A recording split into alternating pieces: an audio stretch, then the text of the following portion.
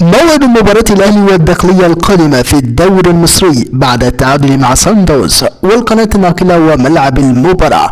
متابعينا الكرام، في البداية ما تنسوش تعملوا لايك للفيديو والاشتراك بالقناة وتفعيل زر الجرس.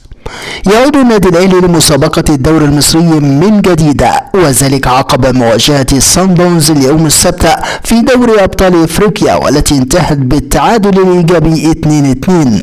فريق المدرب مارسيل كولر يمر بأوقات جيدة في البطولة المحلية، حيث فاز بثلاثية دون رد في الجولة الماضية أمام أسوان، ويستعد الأهلي لمواجهة الداخلية في مواجهة مؤجلة في الجولة 20، وذلك على ملعب استاد السلام بالدوري المصري.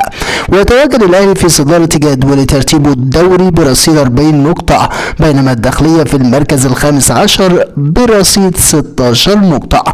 أما عن موعد المباراة، موعد مباراة الأهلي والداخلية هو يوم الثلاثاء القادم الموافق 28 فبراير 2023، وسيقام اللقاء على ملعب الأهلي والسلامة.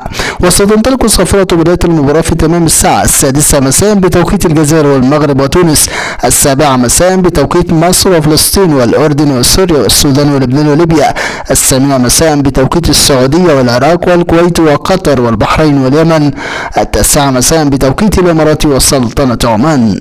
أما عن القناة الناقلة للمباراة، تذاع مباراة الأهلي والداخلية على مجموعة قنوات اون تايم سبورتس، الناقل الحصري والوحيد لبطولة الدوري المصري وبطولة كأس مصر. متابعينا الكرام، نحن في انتظار نتيجة توقعاتكم عن المباراة في التعليقات، ولا تنسوا الاعجاب بالفيديو والاشتراك بالقناة.